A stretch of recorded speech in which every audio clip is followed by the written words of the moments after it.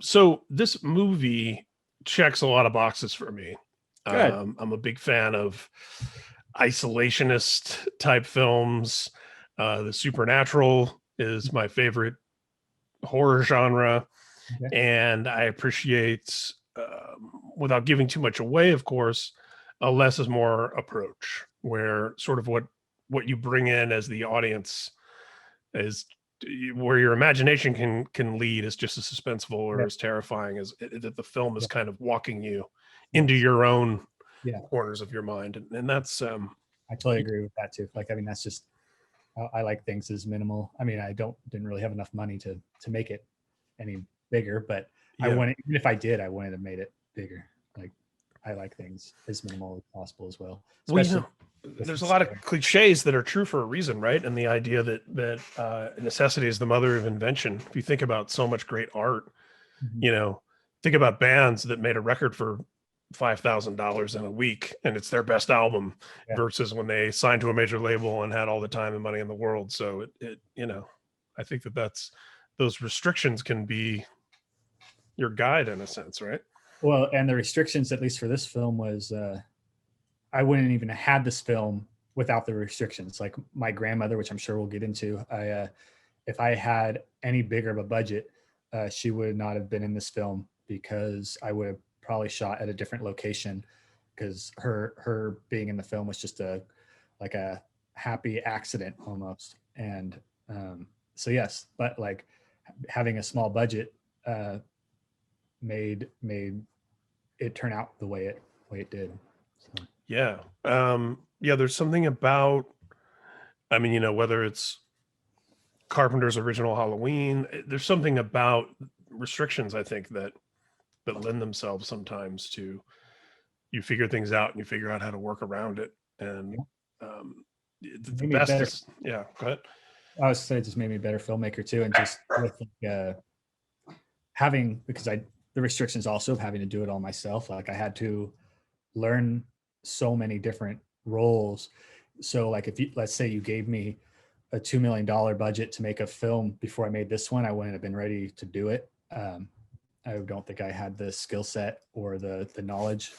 And but now after having doing so many jobs, I will never do a film by myself again, and I will never perform all these types of jobs again. But being able to have the knowledge to help people craft whatever Mm-hmm. I vision, I feel like if you gave me that budget, I could handle it really well now. And again, that wouldn't have happened without a limited budget and allowing me to do it myself and learn everything. And Yeah, and understanding what all of those roles require, having done it yourself, gives you, I think, a lot of great shortening. It's like a producer in the studio that also plays an instrument or two is, I think, usually a great benefit yeah, to yeah, to a uh-huh, musician. yeah, yeah. I feel Yeah. in how this film took 7 years. I feel like with that, we would now that I have some sort of knowledge in every little aspect of the field, I feel like we can get if I have a team, we can get the film done a lot quicker now because it's not going to be just like, oh, well, maybe we could have this or this. It's like before going into it, I'll pretty much know how I would want it to be. Yeah. I hope. Next. I mean, I'm saying that now, but Yeah. I mean, I mean, next time you could be in rehearsals with your actors while someone's building that cabin instead of you building the cabin by yourself. yes. Yeah, I think one of the things that's been of the many great lessons there are to learn from Kevin Feige and the way the whole Marvel Cinematic Universe is rolled out is that he finds these folks like Taika Waititi, like Mhm. Peyton Reed, like the Russo brothers, who have done things on a certain scale and done them magnificently, and Yeah. then says, "Hey, come on over here. I'm going to give you all Mhm. the tools in the world to do Yeah. your thing." And that's how you end up with something like Ragnarok. That's that Yeah. great. No, I mean, and that's like, I mean, I've never been really like a major like Marvel fan, but I did really like that film. That was one I really did enjoy. And I definitely would not mind. I mean, I like if anybody saw Sator, I don't feel like they would be giving me the reins to make a Marvel film yet. Let me make something a little bit more accessible to audiences, which I'm writing the stuff that I'm writing now. They're definitely it's still atmospheric and still artsy, and but it's definitely going to be a lot more accessible. And so, yeah, but that would be an honor to do something like that. So, Yeah, just that idea of kind of proving yourself with your kind of your demo, you know, or of course the famous example of Robert Rodriguez, oh, you exactly. know. Yeah, that's I mean, when I started my because I've been making films for 21 years now, but they've been all like short films and music videos. I did have one feature film in there, but we don't need to talk about that one. Mm. But my biggest inspiration then was my introduction to filmmaking was Rodriguez and Kevin Smith. Sure. So that was definitely like, oh, that was because I was very young and being like, that was like, oh, there's things called directors, Mm-hmm. uh, and this can be an art form and not just, oh, it's just a movie. So that was definitely, I mean, they don't influence my work now as far as like, No, I know what you mean though, as far as the idea, you know, it's kind of that the punk rockness of when you hear a punk song and you're like, "Oh, I could maybe do that." You know, like it seems tangible and more like inviting a participation. I think that's what was great. Uh, you know, of some of those Generation X filmmakers who Richard Richard Linkletter, you know, some of these folks who are just like, you know, he's such an influence of me too, especially like I the films that mess with me the most are more than any horror movie are the before films. mm, Like mm, just especially now that I'm getting older, like what I first watched before what was the first one? Before Sunrise, and that really resonated with me then. And then I watched Before Sunset, which took place 10 years later, and it didn't really mean anything to me because I was in my early 20s then. And right. then now I watched the trilogy again now that I'm in my mid 30s, and that second one messed me up because like it just, I don't know, it messed me up. It also like validated all the feelings that I'm feeling now, and Mm-hmm. but it definitely puts me in like some weird existential crisis Oh, with for sure. movies.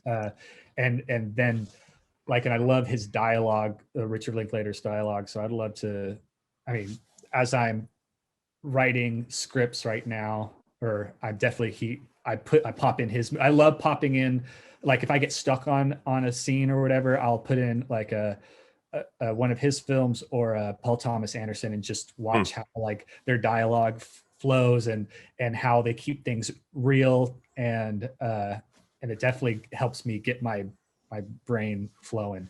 Like yeah. The Master is like one of my favorite films, um, and that just watching Joaquin Phoenix and him talking, it always gets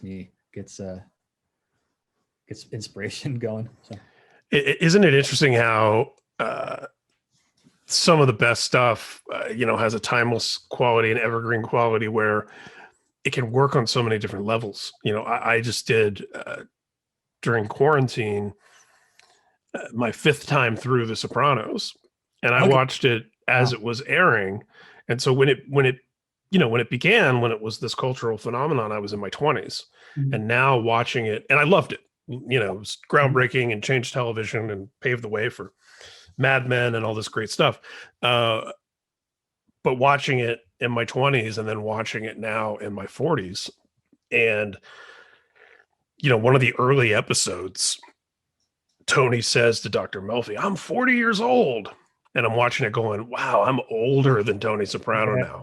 Yeah, And yeah. yet different things hit you differently and resonate in its different ways. And there are so many. I absolutely loved it in my 20s. So it's not to say that it didn't work for me, but I am Oh, yeah, yeah. It's experiencing it in a totally different totally way different. 20 Yeah, years later. Yeah. yeah, completely different experience. Yeah, and yeah, it's a cool feeling. I love when any type of work does that. If it leaves me feeling super cold or leaves me feeling uh, upset, like if it's not a happy ending and I leave the film and I'm bitter or feeling very like, I just love when a movie can just do that. I even if like I'll be like, oh, I hate that ending of that movie, and then I think about it, it's like, well, yeah, but why did I hate that? And why am I feeling this way? It's like, you did a really good job getting that emotion out of me. Yeah. So even though it's a little different than what you're saying, but No, but and the idea that it leaves there, it leaves you with something, yeah. that you take something away from it. Mhm. I think that's the best stuff. Yeah. Yeah, it's interesting too that you mentioned the before movies, because I saw an interview with you somewhere where they asked you about actors you would like to work with, and you mentioned Ethan Hawke, and it was Oh, like, oh well, that makes sense. Now yeah, that you mentioned those yeah, movies, yeah, exactly. There's something about that dude. I would love to, like, I've never met any like celebrities before, or any like Ethan Hawke would be one person I'd love to sit down with, and another person is Kevin Smith. I would love to speak with him one day. But yeah, I'd love to cast. I like Shia LaBeouf too, but he keeps getting himself into trouble. And he does. Yeah, I've had the opportunity to talk to Kevin Smith a couple of times, and oh, he's nice. Oh, well, just congratulations. everything you would want him to be. Yeah. Yeah, just super cool, and I actually got to explain some comic nerd stuff to him, which was an amazing. By no means would I put myself on the same level as him. It just happened to be a neighborhood of the Marvel universe that I knew better than he did, and he was asking me questions about it, and I'm like, oh, this is awesome. you know, Yeah. I feel super cool right now. Yeah, mine would definitely a different level, because I've never been like, I never read comics or anything like that, but it would definitely be, he was basically my introduction into wanting to make films, and it'd be so cool to yeah, one day maybe, we'll see. Yeah, and I mean it's kind of like a film class going through his filmography. If you do Mhm. it in chronological order and you see the way that he evolved, Yep. always having that killer Well, like, dialogue he'll even right probably from be the beginning. But it's like, yeah, oh, I was saying he evolved, but then he would probably just like devolve, like with some of his films get pretty cheesy, but he does it on purpose. So like, yeah, indeed. he's making films that he wants to make, and so like I like all the stuff, even that yoga hosers. That's pretty out there. I didn't hate Jersey Girl. It I just didn't came either. it came out too close to Geely, and so I think it got a Okay. bad. I haven't seen Jersey Girl since it came out, so my opinion might be completely different You know now. what? I But haven't either, but I remember liking it at the yeah, me time. too. Yeah, I was like, Yeah, that is fine. Like, yeah. yeah. So one of the things, first of all, congratulations on a stellar variety review. That's just Thank you. like That feather was in the cap right there. that was the surprise, and that actually, like, that just that review opened up, like, the people that have reached out to me. I was just like, whoa, I was not expecting you people to be wanting to talk to me, and Yeah. they're like, oh yeah, we read your variety review. It's like, Jesus, that's pretty. That's pretty. Yeah. And I loved there was a line in there about towards the end of the review about how it was like uh, having someone else's somber, unsettling dream. I love, And I love that. that's Yeah, what this movie does. It's that atmospheric and immersive. yeah. um, you don't quite realize even how on the hook you are until it's too late, in the sense that, if you start watching it casually as I did, and then all of a sudden you're like, whoa, I'm like in this Yeah, it's definitely vibe. that, like, it's a film that requires your attention, but not necessarily for plot. Yeah, it's going to probably take a few times for you to get the entire story, but it's a film that I feel like you just need to allow yourself to just get yourself in a trance, get yourself in Mm, the mood, yeah. Yeah. just feel it. And if you can't really do that, then you're probably not going to have the greatest time either. Right. You just have to allow yourself to just know that this is going to take its time, and just put yourself in a weird mood. And that's like, Hmm. that goes with the mute, like why my editing choices, like my cuts are longer, why like the music is so trance like, and the characters move and cut such slow pace. Like the character Evie is very just kind of like, she looks up, and like all the movements are very trance like, to kind of Very, get, very deliberate. yeah, Yeah. to get you into that place. And that's kind of like with my grandmother, how she would get herself into trances to do the spiritual writing. And so I was trying to like kind of get that into the audience as well. And it works definitely. Like, for some people, I'm very happy that it's affected certain people the way it has. I definitely feel like it's a film that's, you're probably going to either really hate it or you're going to hopefully love it.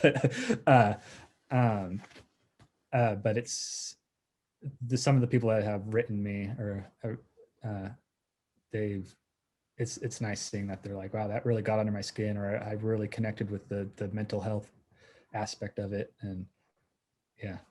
You mentioned the music, and as a big fan of Depeche Mode, there's a story I read at some point, and I might be scrambling the details a little, but I remember reading a story about in the early days of even just the inventiveness of their sound. There was some point where they like took some kitchenware and threw it down the stairs and recorded it. And then I saw that, yeah, some of your music has like pots and pans, and that was all my music. So, I mean, well, my music was, yeah, pots, pans. I had nuts and bolts. So like with the pots, I would put like a microphone underneath it and like rub the top of it. Or I would, one pot had like some rivets in it. So I would just brush my finger across, like my fingernail across it really quickly, and then go and slow it down 1,000%. And then it would almost create like this, like, whoo, whoo, whoo, like a heartbeat almost. And then dropping in the nuts and bolts, it almost creates like a random drum beat, but it's so just sporadic, I guess. And then I also had I got a cheap bass guitar. I'm no musician at all. So I got a cheap bass guitar and had a violin bow, and I would make sound effects with it. And I tried playing a note, and it's just like this, that does not, this.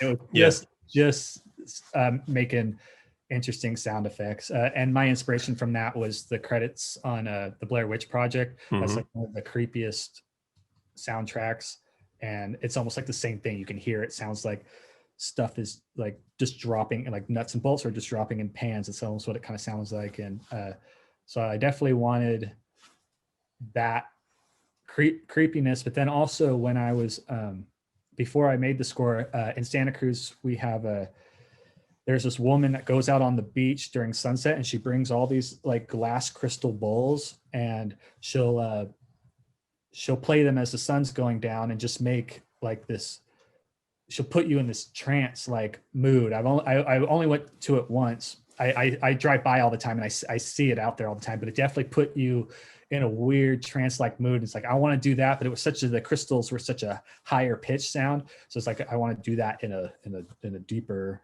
lower range. So those are my two big inspirations, I guess, for the music. Yeah. And I think, like we were talking about with the creativity that can come from restrictions, I think being limited in your skill as a musician, air quotes, probably lent you to thinking things that a musician wouldn't think about, Maybe. that ended up making different kinds of sounds. Maybe that, and the music was the only part of the audio that I actually enjoyed. And I probably only spent maybe a week or less recording sounds for that. And if I had all the time in the world to just experiment, I would love to just experiment with other things and create that. I didn't have, I mean, I had all the time in the world, but everything was just trying to get this done as quick as I possibly can, which like the audio, I don't know if you know the audio, but everything besides my grandmother speaking, I did in a post-production. And since I wanted it all to be mine, I didn't want to use any sound libraries, because like you're this like calling card type film. I wanted people to know that like I have, I can do these type of things at a certain quality. So I recorded every single sound from scratch, like every cloth, and since you don't hear like there's no traffic and no crowds of people, or not a lot of music or a lot of talking to cover up the sound effects. It's one of the ambitious things I feel like on my part, with maybe way too ambitious, of just like I'm going to record all this and not have anything to cover up. I have to hear every aspect. And it took me a year and 4 months to do just that. That stuff really lends to the claustrophobic isolation vibe of this thing, is hearing all that. Like, it's like cinema verite almost, right? Like, of like documentary feeling, versus Oh yeah. we're so used to being manipulated by sound, and when we don't even realize it. And this is manipulating us also, but in a way different way than Yeah. what we're used to. And so like, and I also have a very hard time watching horror movies with music that's telling me when to be scared. Mm, I love it when it's setting the mood, but when I'm watching a scene when it's like it's time, like the jump scare is going to happen soon, and the music's telling you that. Before that happens, if it's quiet, I'm starting to get tense. I'm like, okay, I don't know when's this gonna pop out of me, mm, and then when the music, as soon as I get that little hint of music coming in, I'm like, oh, I lost all the tension. This is just me personally. Uh, sure. I've lost all that tension, and so my whole thing was like, okay, I want to have a film where you get that where it's just quiet the whole way through, and you don't know when that thing is going to come out at you. And I've said this on other places before, but like one of the scariest theater experiences I've had was No Country for Old Men, because they don't have music, and there's like the main drug deal. Hmm. The main character is walking through and he's seeing all like the dead dogs, and he goes to the truck and he opens up the truck door, and just him opening it, the sound of him opening it made me jump. And it wasn't even supposed to be scary, but it was so tense because nothing was telling me if I was supposed to be tense or not. Yeah. And that's what I wanted to do. And this film was just like, am I supposed to be tense or not? And that kind of Mm, it either makes you tense or lets your guard down, and then I could scare you. yeah. Yeah. You mentioned Blair Witch, and one of the parallels that I would draw also is that mixture of fact and fiction. And I remember when the film was new, that there was that word of mouth, early internet vibes. There was confusion about Yeah. what was real and what wasn't. And the screening that I went to, is when I still lived in Indianapolis. It was at one of our local art house theaters, and I don't know how common this was, but when the movie was over, the theater staff had taken a bundle of twigs Uh, with the flannel strips of flannel shirt and had set it on the trash can that you see as you're walking out of the theater. And that was cool, man. Walking out of the theater at 11 o'clock at night, you know, that, and yeah, seeing that, and I did that actually when I was when that movie came out. So I was 12. Um, wow, but it's scarring. and, but I loved it so much that I went to I made a whole bunch of those sticks and I hung it up in my dad's girlfriend at the time's house, and she was Probably not happy about that yet. It's terrifying, but that's obviously that film's a huge example of less is more, and there's imagery from it that's oh yeah. still terrifying to me now to think about, even knowing all of its tricks and secrets. Oh yeah, and like that's the film. That's the film that you watch at like, which I do. You watch it like 12 o'clock or like 2 o'clock in the morning, no one around. You allow yourself to get into that mood, and it freaks me out still to this day. I know it's going to happen, and just Hmm. like I just watched it again during Halloween. I haven't seen it in a couple of years, and uh, uh, just of how masterful that camera work is to me. Like Hmm. most people would say, I would like, you can't see anything, but it just, there was, to me, there was not one aspect where it seemed like this is fake. We're filming something that's for a movie, right? Yeah. Like, it was Yeah. all just so like fluidly natural. If it happened to capture something, it happened to capture something. And uh, none of it felt artificial to me. Hmm. And I made my film that I made before Sator, which again you don't need to find, is a found footage type thing, which does the complete opposite of that. Like that was me a one of another learning thing, and it's like uh, mine was completely artificial and completely just cinematic, and completely lost what makes the found footage so special, which is maybe I redeemed myself with this one because I do have the high 8 camera in here. Mhm. Try using it in most organic way that I can. And like, it's actually, there's like literal found footage in there. Yeah. Like my, that flashback scene with the birthday party flashback scene. That's like, I brought this, that's actual high 8 footage, home video footage of my grandparents from the early 90s that I was able to incorporate into a scene that I shot there. So that makes it pretty cool that it's Yeah. Super cool. And that it does, more so than the Blair Witch Project, have intersections with real life in that sense. Like, that's real footage, for example. Yeah. Yeah. But then like there is a mixture. Like I know like there's near the when the camera kind of goes into the back room and sees the mother with the writings, and then she looks up and then she runs towards the camera like that. Yeah, I could see would seem artificial, but the audio behind that, where the actress is that she says like I don't know if you're allowed to swear on here, but Yeah. Yeah. Go for it. but she says, she's like, "Are you fucking kidding me? Oh, what the fuck?" is what she says. Mhm. And how I got that audio was I was recording her, because all of her audio was done in post production. We went into the mountains into a garage, and I was recording all of her lines.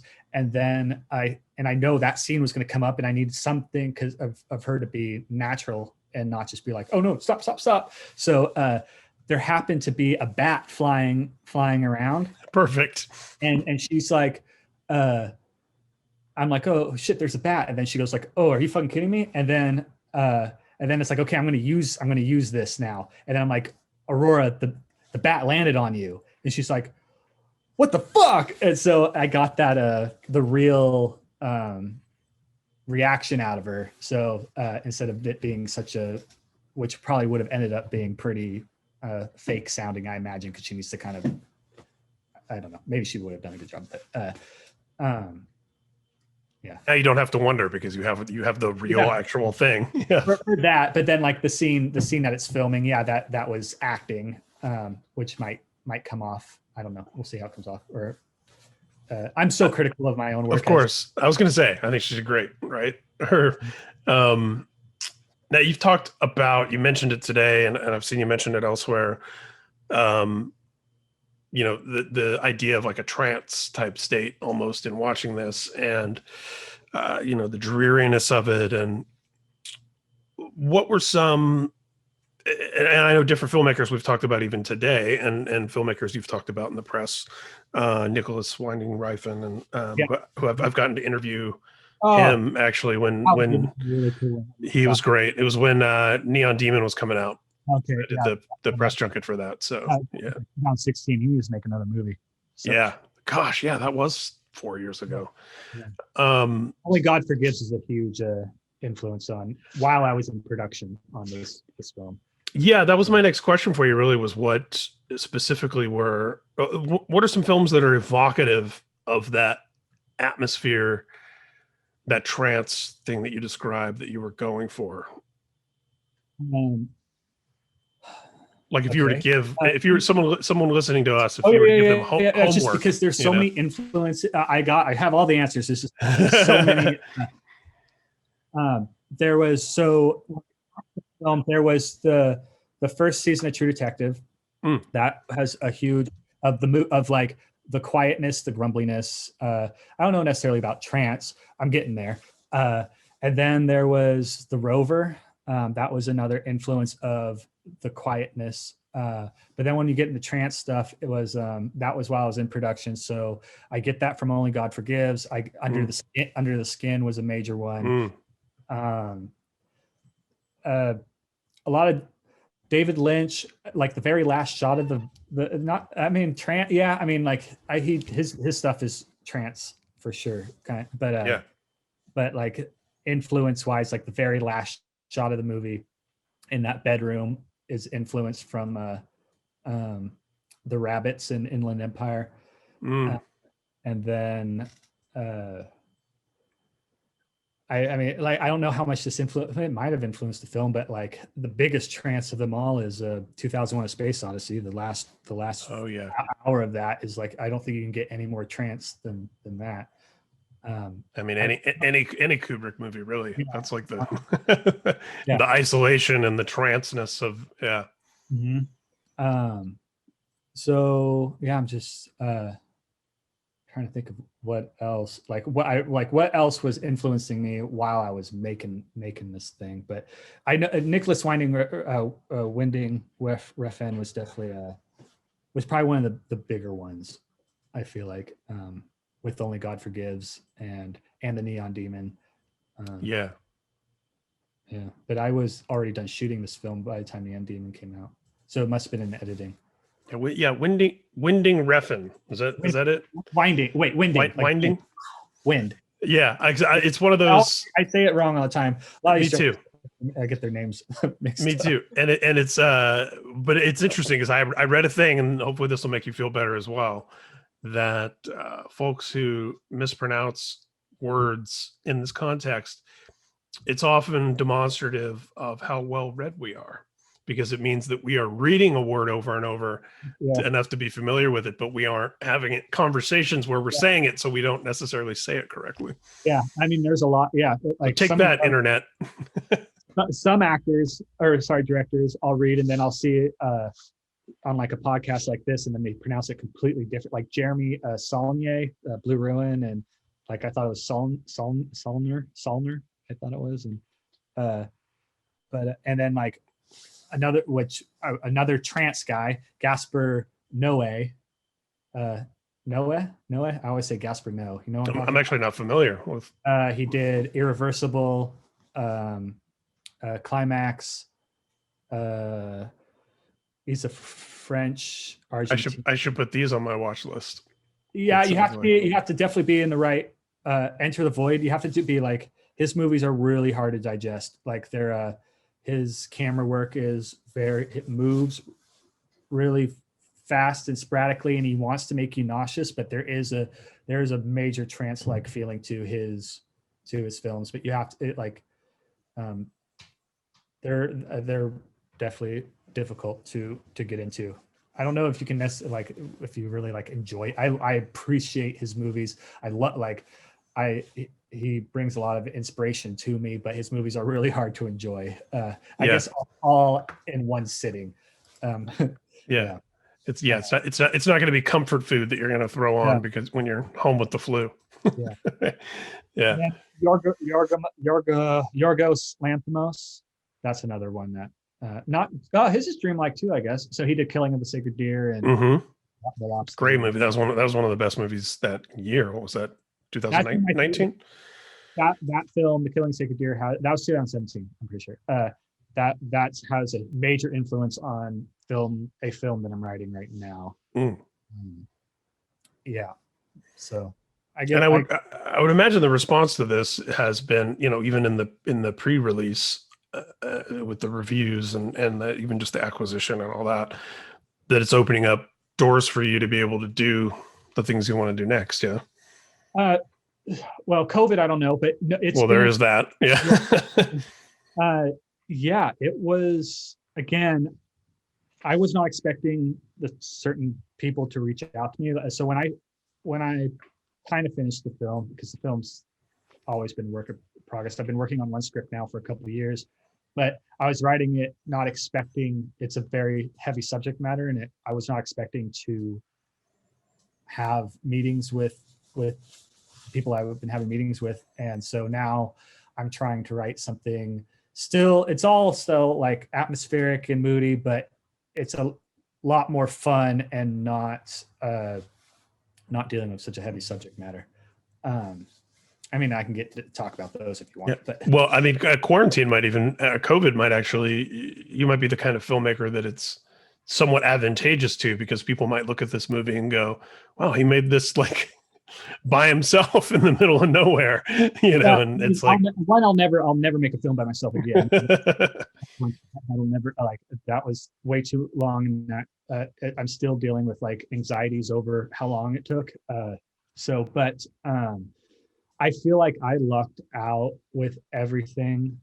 Just the way how everything happens with COVID too is like I was able to go into film festivals and meet people, and then where people now that are in the same position as me, because I had absolutely no connection with anybody before it, before this film, and now people that are in my shoes um, that can't go to these film festivals and meet them, like uh, that sucks. And so I was fortunate with that. And then now I'm using quarantine to write. So I'm trying to get a bunch of scripts. Well, I'm trying to at least have 2 done by the time we can start getting back. And those are ready to go. And so I'm lucky to have that and have a film that's coming out where one is going straight to video, and there's not going to be a stigma about it being going straight to video because everything's Yeah, that's a good point. Yeah. and then we get to people are going to be home watching it, so that's great. So it'll probably get more exposure than it would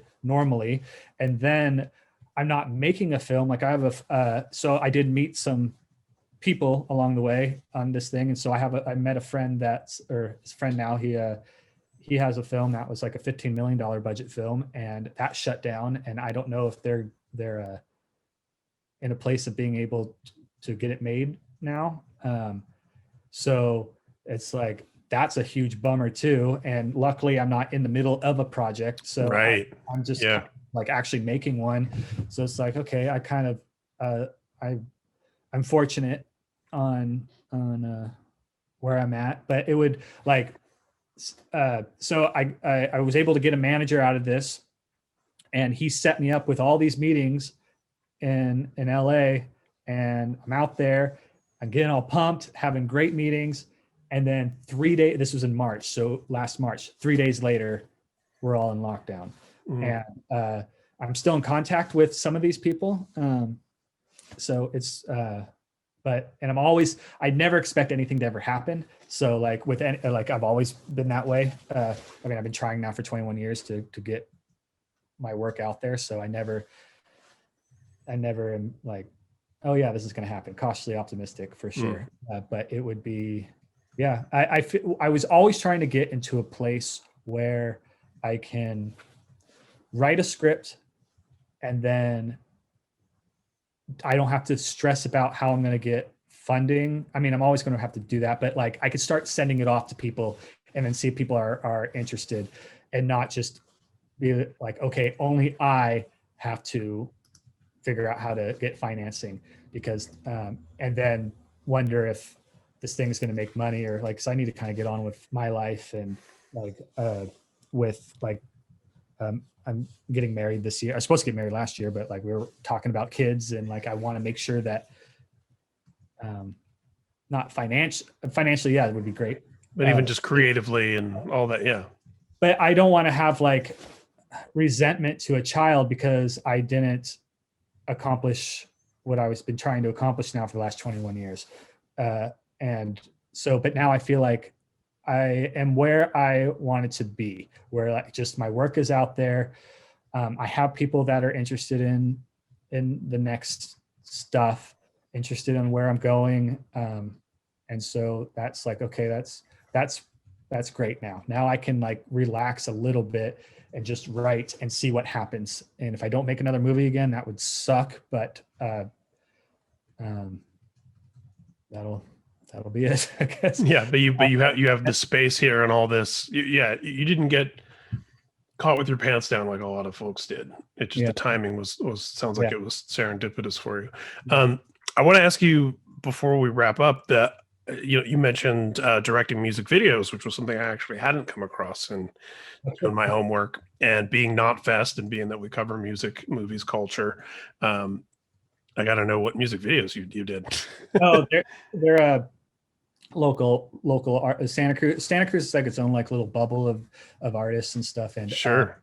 I've only done probably like 3 or 4. Actually, wow, I forgot about this one. So in 2006, so when I was 18, 19 years old, I directed a music video for American Idol, the first season of American Idol finalists. Oh wow. That was like a really random thing. Her name Nikki McKibben. She died this year, unfortunately, Oh, that's sad. but she got number 3. So I was able, and I knew her manager, or so I was able to direct or do a music video there. So that was one thing. But then when I was getting back to like the bubble of Santa Cruz, yeah, there's like I'm friends with a lot of like hip hop people in my. Mhm. Like I grew up with them, and so I've done a couple music videos, mainly for this one rap group. Uh, yeah, and actually, the last thing I shot, the last time I ever held a camera and done anything that I enjoy, a project of mine was over 2 years ago now, with one of their music videos. What's the group called? They're called Crooked Fam, with a K. But yeah, so yeah, I haven't done any. Yeah, I miss. That's the other thing is was so used to just doing so many projects a year, Yeah. short films and stuff. And this film took up 7 years of my life, and now not being able to shoot anything, it's like, or haven't been shooting anything, just writing. It's weird because I've just always been making stuff, and I miss it. And I've also been a wedding videographer for 10 years, so sometimes that gets my fix a little bit of being able to be creative with the camera, but I haven't done that. I went to my friend Tony. I went to a Zoom wedding last year, Hmm. which was a new experience. Yeah, And it cool. was, they had a very small ceremony in person and social distanced and whatnot. The couple of people that were there, and then they invited, Yeah, everyone via Zoom. So, that's cool. Yeah, sat here in my pajamas watching the wedding. I got offered to shoot a Zoom one, but I didn't have. I don't know even where to begin with that. So, Right. but I'm ready to move on from weddings. My boss won't like, if he listens to that, he won't. He said I've been at it for 10 years now, and I'm really ready to continue this feature film. Well, finally having this film out there and finished after 7 years, that's the step into the I'm excited. Turning the night job into the day job, so to speak. I really hope so. I feel like I do have quite a lot to offer, and I'm trying to do things as interesting, and I'm always trying to think as far outside the box as I possibly can. But I still want to make things accessible now, so it won't be so far out of the box as far as like how Sator. It definitely takes a little bit for, like, you have to pay attention, and it takes a while to know what the story is and whatnot. Well, it's a great word of mouth film, and it's a great movie to tell someone, I think, which is always makes something harder to market, of course. But I think it's one of those films that you tell people go into it cold and just say, hey, surrender to it, go with the flow. Maybe, but I also, yes, if you don't know what it is, yes. And if they don't tell you about maybe the pacing, but I almost feel like people might enjoy it more if they know that this was my grandmother, my real grandma, the director's real grandmother, and that one guy did this. The one guy did this for sure. I guess I just meant more about the story that eventually reveals itself. Yeah. But yeah, like the do-it-yourself project, like go make a film with your friends in literally my mother's backyard. Like, yeah, I don't imagine you see a lot of those that look. I know the film looks pretty good, so yeah. There's a great psychobilly horror punk band in Santa Cruz called Stellar Corpses. I would recommend them. But the last thing I want to ask you about, since we are in the horror genre, in this conversation, and we've mentioned Santa Cruz a couple times, is Santa Cruz for me, especially growing up in the Midwest and being Gen X, it's the Lost Boys. Yeah, it's Santa Carla. What can you tell me about just being in that area? And I actually I haven't done it yet, but it's been on my to-do list. I have this map that I don't know, Cinespia or somebody made, but it's basically like you go to Santa Cruz and you use this little map as your guide to check out all these Lost Boys locations, and I want to do that Yeah, someday. I mean, like, I've seen all the Lost Boys locations, and a lot of people think that that bridge where the main character falls from is at the Hmm. Brick Rock, and that's was in a set or somewhere. But I Lost Boys is like the only good film I feel like that's been in Santa Cruz. I mean, or unless there's older ones. That's I mean, but definitely it like used Santa Cruz as a character, kind of, you know. I Obviously, it's a fictional Santa Carla, but it's like yeah, they it's a do. character in the film, So you know. the thing though with when filmmakers come to Santa, or like the industry comes to Santa Cruz, they always shoot up the boardwalk. Um, they pick the the popular areas when there's a lot of like secrets here that would be very interesting. I would like to shoot a film that's just Santa Cruz setting, because and the way that I would, like how I know it. That I don't know, like I'm not thinking about that at all right now. But Santa Cruz, like the whole Sator was all filmed in the Santa Cruz Mountains, Hmm.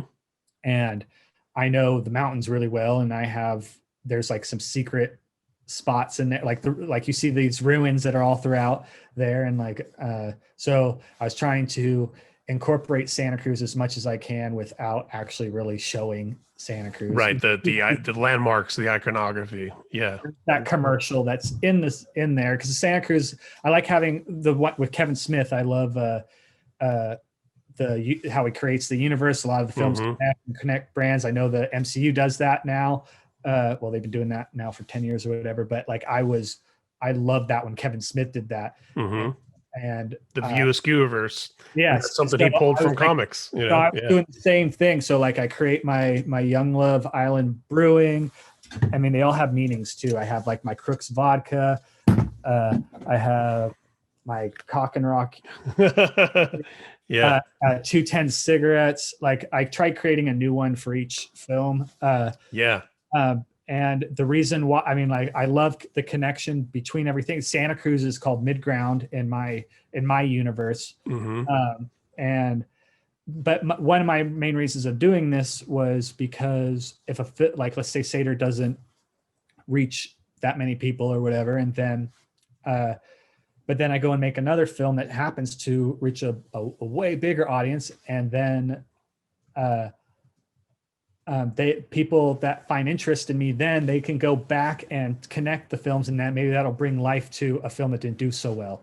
Yeah. So that was always kind of like my I love that. I love that with bands too. And there's like the big yeah. breakthrough record, and then you go back and you're like, oh, you got to hear the first album or what, you know, that's Yeah, part of the fun of discovery.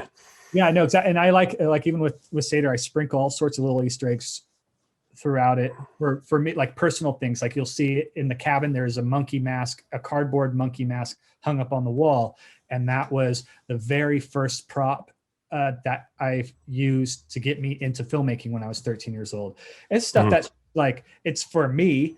Uh, like I put them in there because they're connected to me.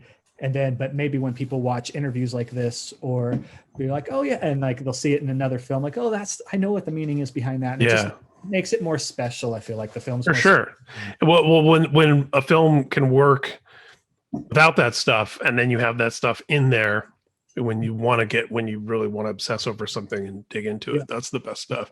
Yeah, and Tarantino does that shared universe thing too with, you know, yeah, the Vega brothers and, you know, yeah, the cigarette, his cigarette brand, the Apple cigarettes, I think it is. Yeah.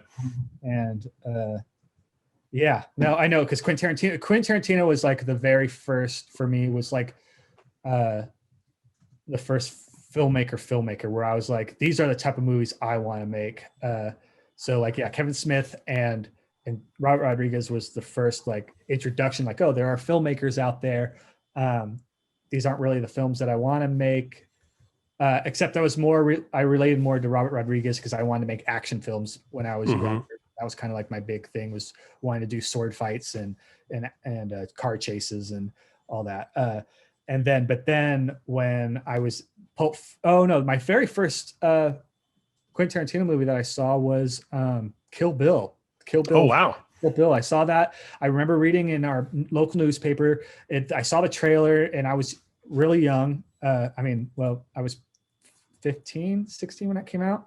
And I was like, I saw the review in the paper, and I remember looking at the trailer and like, this looks silly, this looks dumb. And then and again, I'm young and I don't know any better. And then I read the review and it got an A, and I'm like, people actually like this? What is it? And then I go and see it in the theaters, and I'm like, I love this. Who made this movie? And then I watched Pulp Fiction, and so that was and then Pulp Fiction is what got me into being like, oh, I like films. Like I like right. I like real films that aren't action movies. This one has dialogue in it and wit and no, he was a great gateway drug, yeah. and continues to be. It's funny as we're talking about him. If I can recommend a podcast to you, I guess I can leave you with this. It's an investment because it's like 3.5 hours long, but it has gone by. I had to drive somewhere yesterday, and but it's the Empire Film Podcast, and it's a couple episodes ago as we're taping this, but it's Edgar Wright and Quentin Tarantino talking about in quarantine. Edgar Wright got Martin Scorsese to write him a list of his favorite British films. Okay. And Tarantino and Edgar Wright have been doing a little thing where they've been going through that list and watching everything that they hadn't seen, and then adding things and suggesting stuff to each other. So man, it feels like going to film school, like that's listening to those two guys for 3.5 hours talking about a list that Martin Scorsese made for them. And then like just all that, it's insane. Those two are like the biggest like nerds when it comes to insane. I consider myself a cinephile, and I've been covering movies for 20 years, and I listen to those guys talk and I feel so out of my depth. Yeah, I know. I wish I had that knowledge. I mean, I'm getting closer, but not like nowhere near them. I feel like that in the horror community too, because with Sator, I've never been like a big horror fan. I'm just more of like I like good movies and a fan of good movies. But I'm going to these film festivals and talking with people about horror films, and like my knowledge of horror films are nowhere near people at these film festivals. With that podcast, you're talking, is this where, because lately, or I'm just reading online that Quentin Tarantino is getting a lot of heat for talking about the Joker. I don't know if it must be because he does talk about it in there. Okay.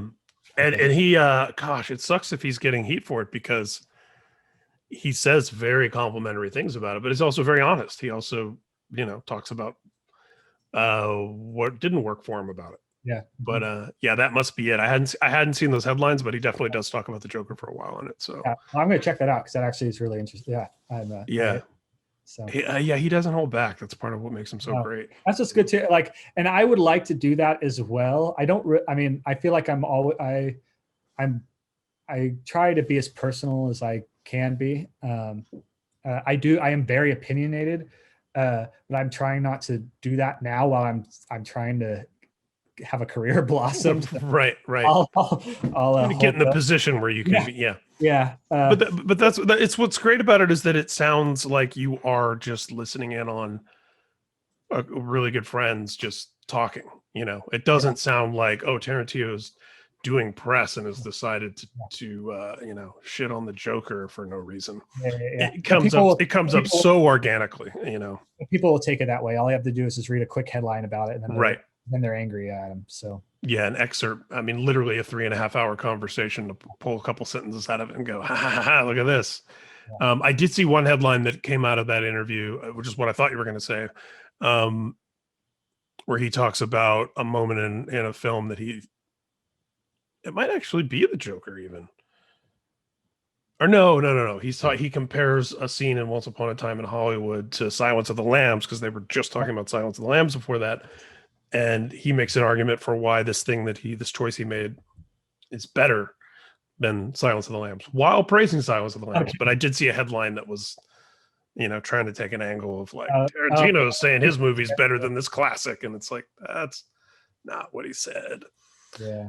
But I recommend it for sure. Well, dude, it's been killer getting to know you and this is great. I really really enjoy this. This is nice. Like I haven't had to really say any of my my press. Like I have like a process of how I get through stuff, and we didn't even get into really any of that, and I loved it. Yeah, I figured that stuff's out there, and I dropped that stuff in the intro and the show. You know, spent 7 years, but you know, I try to. I think a lot of it is, you know, I used to do a lot of press junkets, you know, 20 years ago, and the goal there was, okay, how do I, you know, this person's sitting in the same hotel room for 4 to 10 minutes max with 50 people a day over a weekend, asking the same 3 or 4 questions. So I used to think, how do I serve all the masters here and get what we need for the network and all that stuff, but do something that makes this person's day better, because it's going to be a better conversation, you know. So I would always try to go in and just make it a different combo, you know.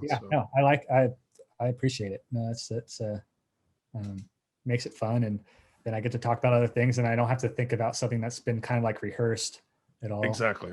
It becomes that talk show anecdote, you know. So I understand that you had a really funny thing happen to you in Hawaii. Like, well, yes, and it's like you feel like you're watching the rehearsal from 2 hours before. And then, but I try like making it new sometimes, but then like I'm so used to that rehearsal that I get all up in my head, and then it's like, oh shit, I should have said this.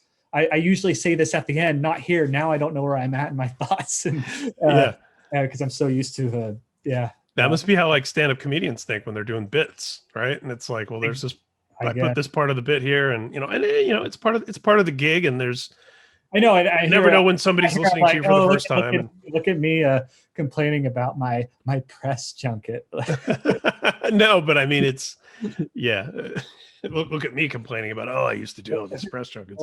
Yeah, no, there was. I mean, you know, something very awesome about it. I interviewed Tarantino for the Kill Bill junket, you know, and but even in that, and you know, Tarantino I don't know if I'd want to meet him because he good for you. I mean, just that he seems very intimidating. So he was great, and that was a situation where I went into it determined to have a little different conversation than he was having all day, and I wanted to talk to him about.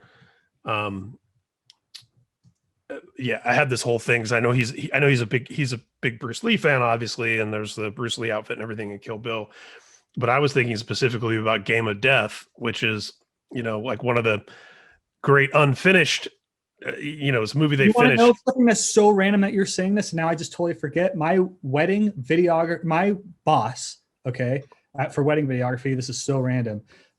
His cousin edited the new version of Game of Death. I haven't seen it, and I need to watch it now. Sorry.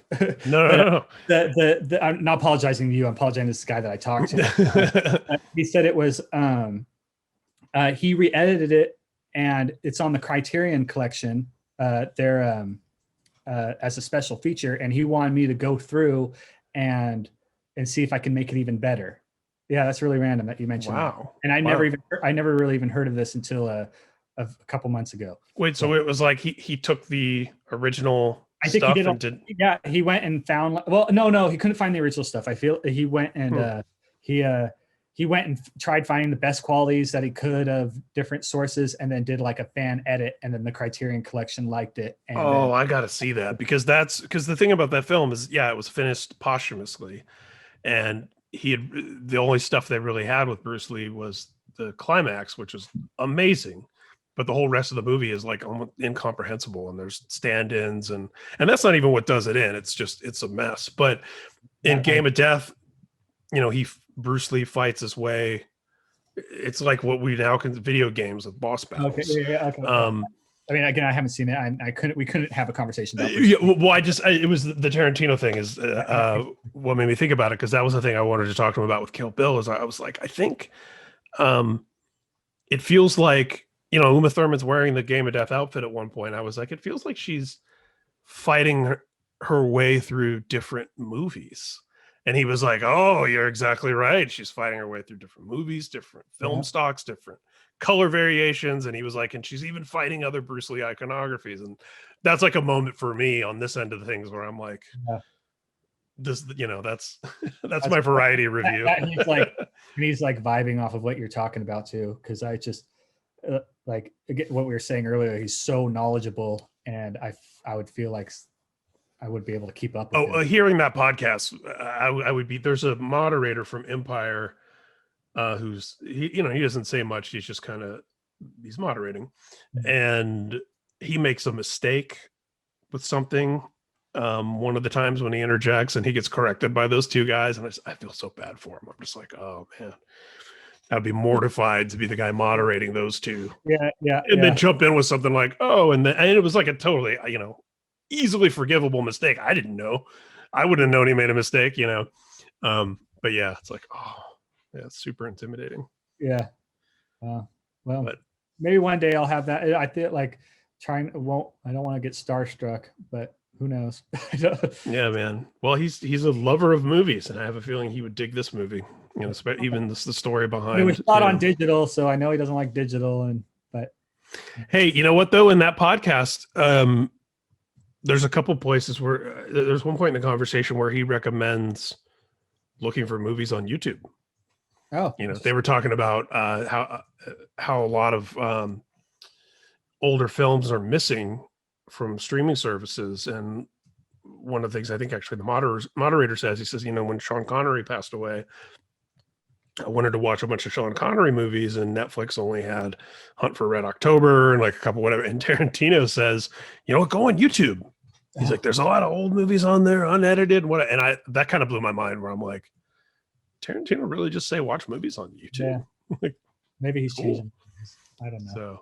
So, well, dude, thank you so much, man. It's been a pleasure. Yeah, getting to chat, and we'll let you know when it all goes up and all that stuff. And I'd like to evangelize for this movie to people a little bit. So I hope more and more people see it. I feel like it's the kind of thing that